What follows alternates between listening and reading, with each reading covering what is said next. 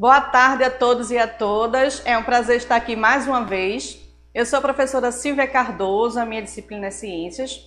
Na aula da semana passada, nós estudamos as teorias atômicas. Hoje a gente vai ver algumas aplicações dessas teorias que contribuíram para o avanço científico e tecnológico, tá? Mas antes de entrar no conteúdo propriamente dito, eu queria mostrar para vocês que é importante que vocês percebam algumas relações nesse conteúdo que eu vou apresentar hoje, tá? Então, olha só, quando eu vou aqui falar sobre a aplicação da ciência na tecnologia e vice-versa, o que é que acontece? A gente vai dizer que existe uma relação entre ciência, tecnologia e sociedade. Então, eu vou ter CTS.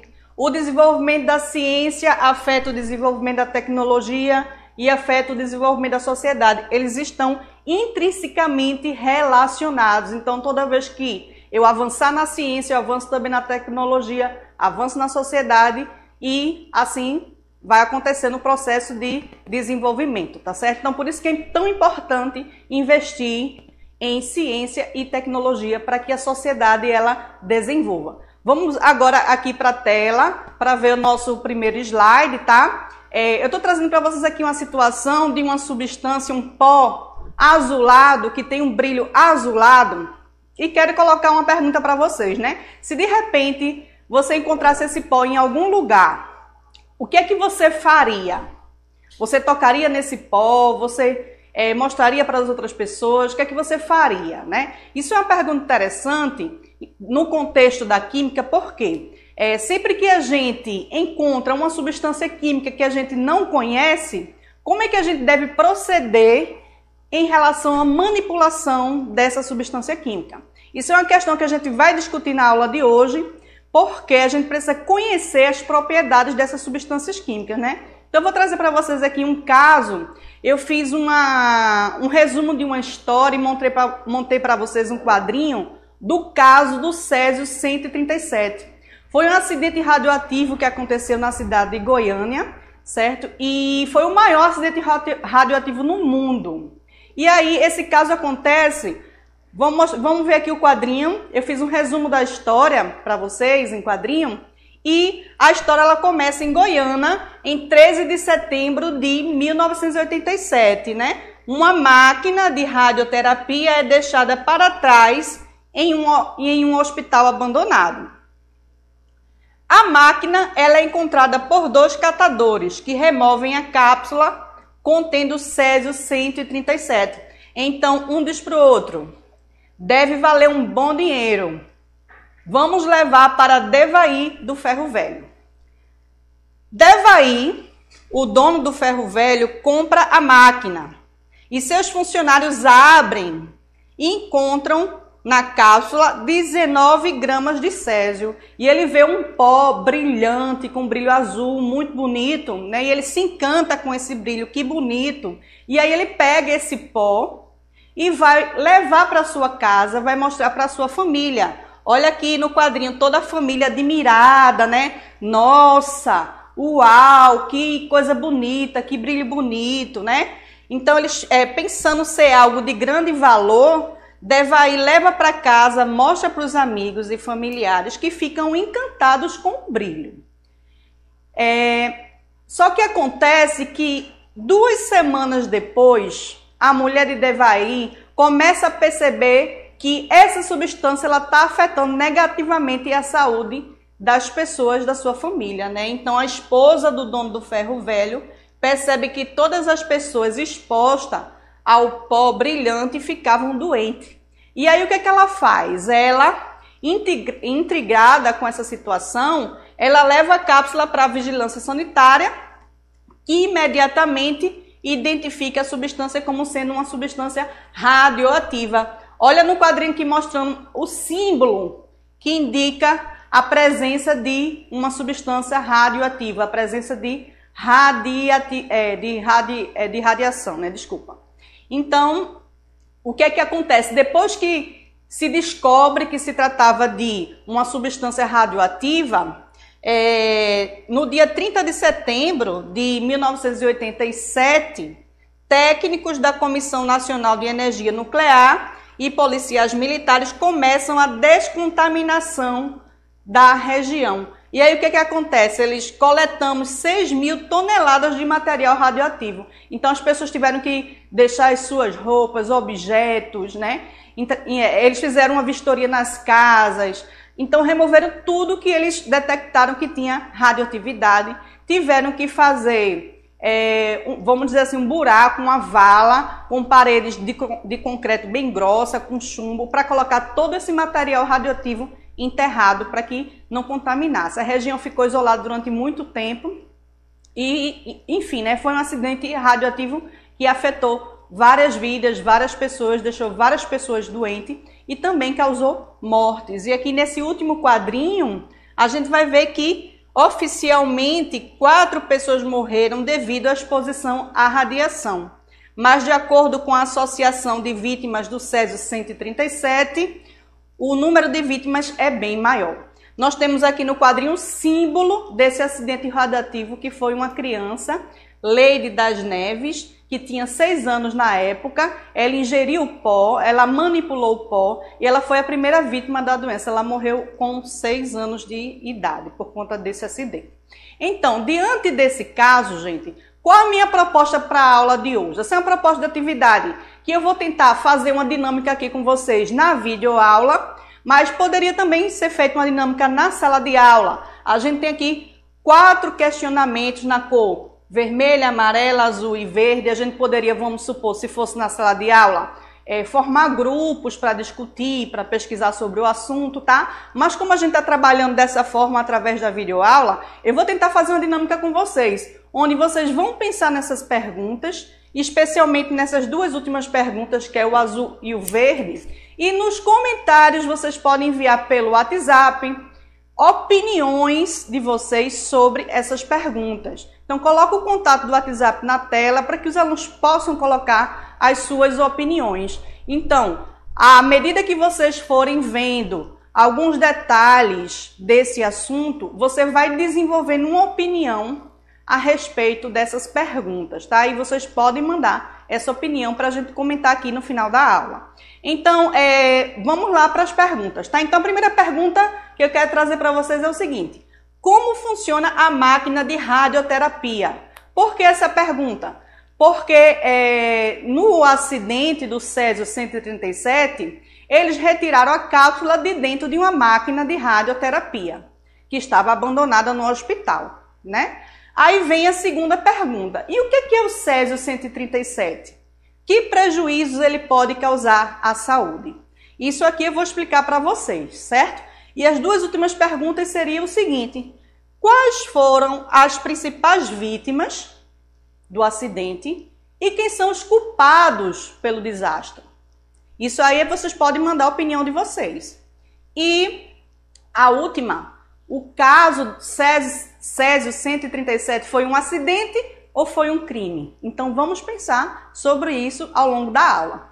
Para ajudar vocês a pensar, eu vou trazer para vocês uma breve história da radioterapia, tá? Então olha só, a medicina ela tem usado a radiação como terapia no tratamento do câncer por mais de 100 anos. Tudo isso começou em 1895 com a descoberta do raio-x por um físico chamado Wilhelm Röntgen. Eu não sou muito bom em falar esse nome porque ele é um físico alemão, tá? Então, eu vou criar aqui um apelido para ele para a gente ficar mais íntimo, né, desse cara. Então, vamos chamar ele de Will. E para os mais íntimos, a gente pode até chamar ele de Ron. Então, o Will, o que foi que ele fez? Ele fez um estudo, né? Olha só, aqui ele faz um estudo das propriedades da eletricidade com tubos de raios catódicos.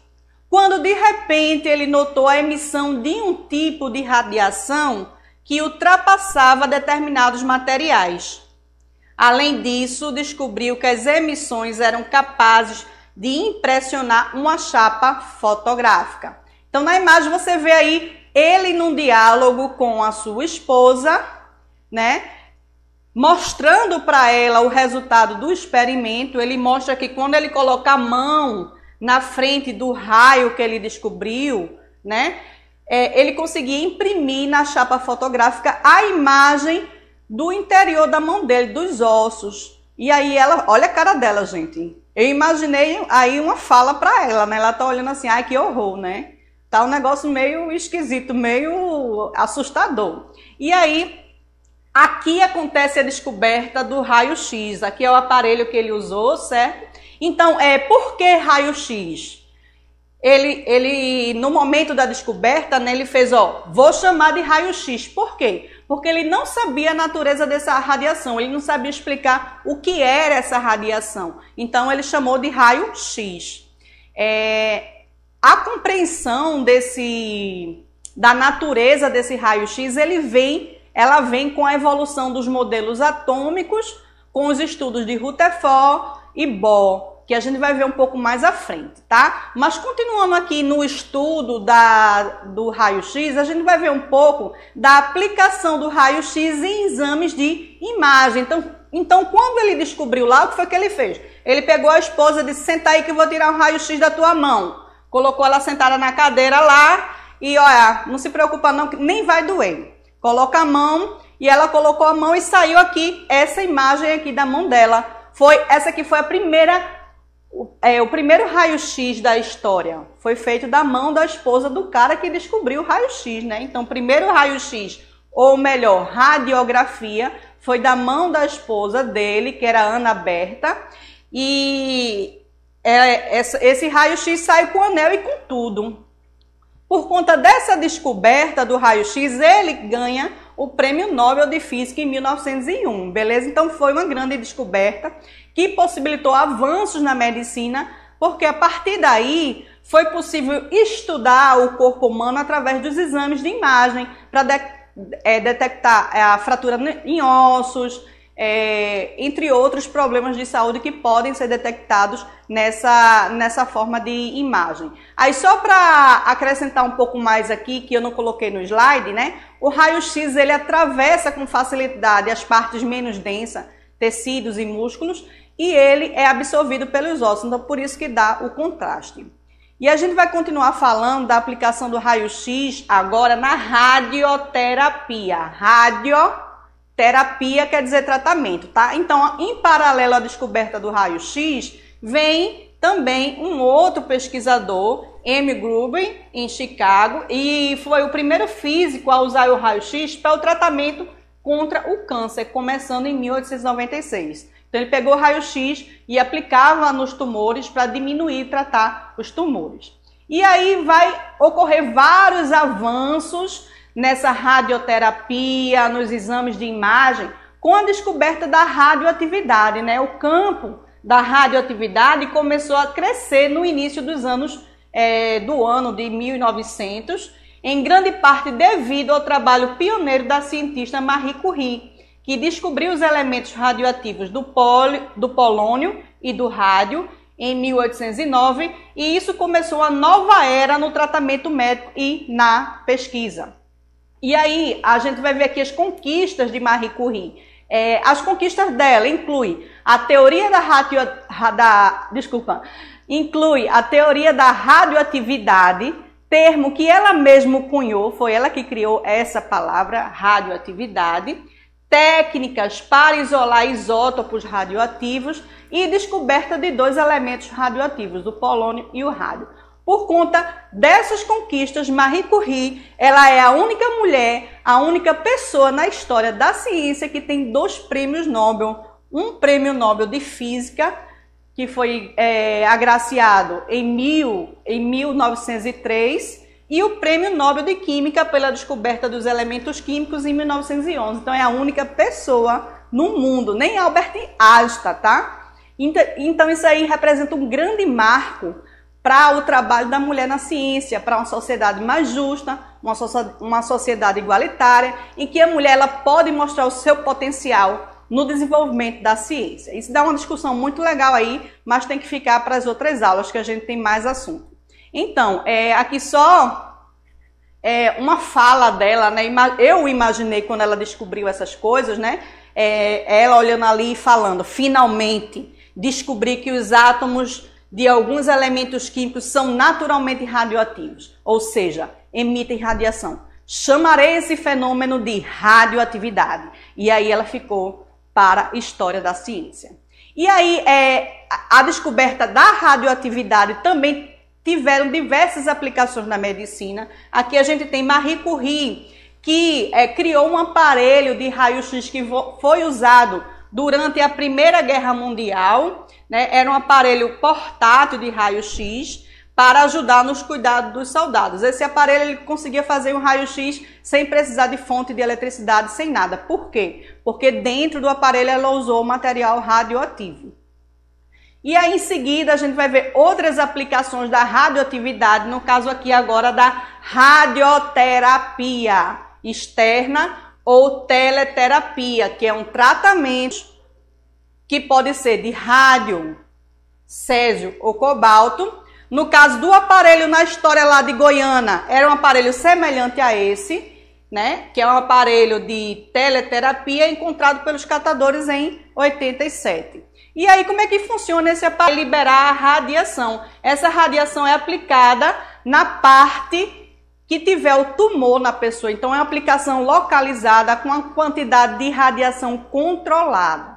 Ok? O problema foi que eles abriram a cápsula e quando abriu espalhou e aí contaminou muita gente.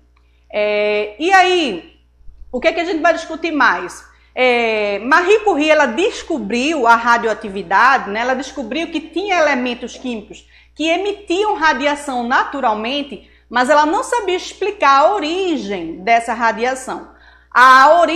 O entendimento dessa radiação só foi possível com os trabalhos de Rutherford. Então a gente vai relembrar aqui um pouco do modelo atômico de Rutherford, né? Em que eu tenho um núcleo aqui nessa região azul formado por prótons e nêutrons e a eletrosfera, que é a região que está ao redor do núcleo, formada por elétrons. Então a partir da compreensão desse modelo é que ele consegue explicar o que é a radioatividade. E a gente vai ver aqui no experimento que Rutherford fez o que seria essa radioatividade, né? Então, estudando o seu modelo atômico, ele estudou dois tipos de substâncias radioativas, que foi urânio e tório, e ele observou que existia dois tipos de radiação, a radiação alfa e a radiação beta. Ele colocou aqui uma substância radioativa dentro do bloco de chumbo. Essa radiação ela passava entre duas placas, uma positiva e outra negativa, placas eletricamente carregadas, e ele percebeu que uma parte desse raio desviava para o lado da placa positiva, ele chamou de raio beta, e outra parte desse raio desviava para o lado da placa negativa, que ele chamou de raio alfa. E aí, olha só, se essa aqui está sendo atraído pelo positivo, ela só pode ser negativa.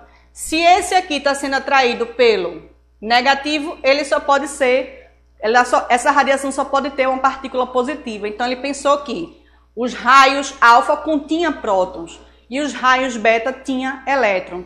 Além disso, tem o raio gama também, que não é partícula, é uma energia em forma de onda eletromagnética. Então vamos correr aqui por causa do tempo, tá? Então vamos observar aqui o núcleo de um elemento químico radioativo. Um elemento químico radioativo ele tem um átomo instável. Isso significa dizer que dentro desse núcleo tem muita energia, o que dá muita instabilidade. Então ele tem que liberar partículas para ele ficar estável. E com isso ele libera a partícula alfa, que é formada de prótons, a partícula beta, que é elétron, negativa, e o raio gama, que são ondas eletromagnéticas. Então todo átomo de elemento químico que tiver mais de 84 prótons são elementos químicos radioativos.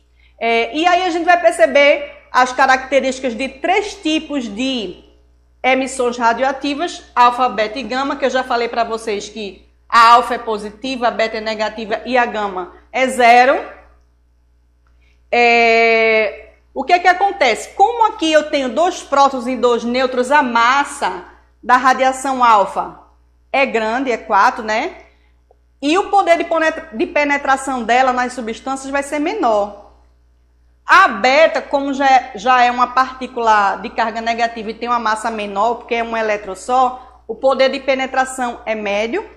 E a gama, que não tem massa, não tem partícula, é só energia, tem carga zero, ela tem um alto poder de penetração. Então vamos ver aqui, olha, o poder de penetração de cada uma dessas radiações. Eu tenho aqui um recipiente que está emitindo radiação do tipo alfa. Essa radiação alfa, ela não consegue ultrapassar uma folha de papel, ela já é bloqueada aqui. Então ela tem um poder de penetração muito baixo. A radiação do tipo beta, que é formada por elétrons, ela atravessa o papel, mas não consegue atravessar alumínio. Então o poder de penetração desse tipo de radiação é médio. Já a radiação gama, que não é formada de partículas, são ondas eletromagnéticas, ela consegue atravessar praticamente todas as substâncias existentes. Ela só não atravessa chumbo e concreto. Então, a radiação gama é uma radiação altamente penetrante, né? Gente, a gente está chegando na aula, eu queria que vocês mandassem a opinião de vocês aí pelo WhatsApp, comentassem também nos comentários, né, dessa videoaula aí pelo YouTube. Comentem a opinião de vocês sobre a questão de quem seria o culpado lá no acidente, né, que tirou o material radioativo da máquina. Comentem isso aí, vamos pensar. Olha só, aqui eu tenho alguns efeitos dessas radiações no corpo da pessoa. A radiação do tipo alfa, ela causa queimaduras superficiais. Já o raio beta e gama penetram no organismo e provoca deformações celulares, o que pode causar câncer. Então, a penetração dessas radiações aqui é muito grande. Foi o que aconteceu lá em Goiânia. O césio 137, ele tem, olha só aqui, ó, o núcleo do césio 137. O césio 137 é um átomo, é um isótopo radioativo e no seu núcleo é liberada radiação beta e depois ele se transforma em bário e começa a emitir radiação gama. Então, essa radiação gama é altamente penetrante, como a gente viu, e ela pode provocar diversos problemas de saúde, levando até a morte, como a gente viu no caso do césio 137, tá? Então, o que é o césio? O césio é um isótopo radioativo resultante da fissão nuclear do urânio e do plutônio. Beleza? Espero que vocês estejam entendendo, mas se tiver dúvida também pode mandar no meu Instagram.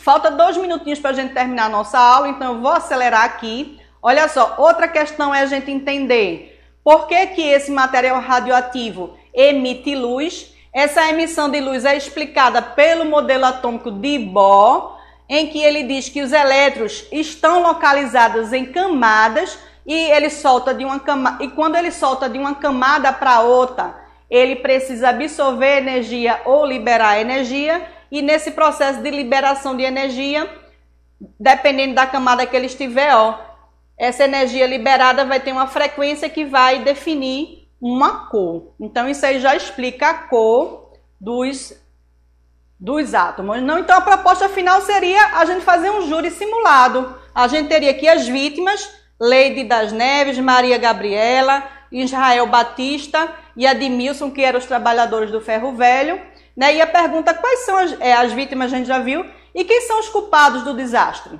E o caso, ele foi um acidente ou foi um crime? Falta quantos minutos para a gente terminar? 1 minuto? Pronto, 1 minutinho para a gente terminar. Então, vamos pensar aqui. Olha só. Quem é que a gente pode pensar como culpado?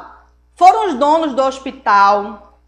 Foi o dono do ferro velho? Foram os catadores que pegaram lá o negócio que estava numa propriedade privada? Né? Então, vamos pensar sobre isso. A gente pode ampliar essa discussão para a próxima aula. E nesse caso aqui, eu considero, tá? Eu quero me despedir de vocês, mas eu considero que esse caso aqui, ele não foi um simples acidente, ele foi um crime, porque ocorreu negligência, tá, gente? Então, eu desejo para vocês uma boa semana, um bom final de semana e até a próxima aula.